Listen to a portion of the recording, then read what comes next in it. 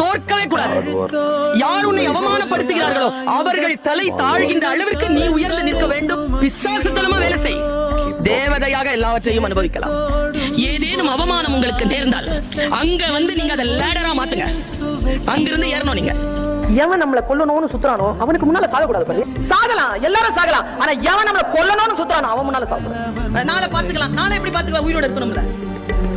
இருந்தாலும் அந்த மைண்ட் வரணும்ல, அந்த எனர்ஜி வரும். அந்த ஸ்பாட்ல அந்த நிமிடத்துல ஜெயிக்கணும். அதுக்கு பேர் தான் ஜெயிக்கிறது. அம்மா சொல்லுவாங்க, காட்டு வழியா போறியா, ஒரு பூவையோ கனியையோ பாக்குறியா, அறுத்துரு, திரும்பி வரும்போது பாத்துக்கலாம் அப்படி விடாத. வாழ்க்கையும் அப்படித்தான்.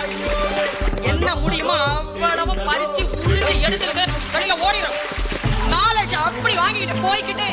எத்தனை பேர் தோல்வி அடைந்திருக்கிறீர்கள் நாளை என்று தள்ளி போட்டுட்டு?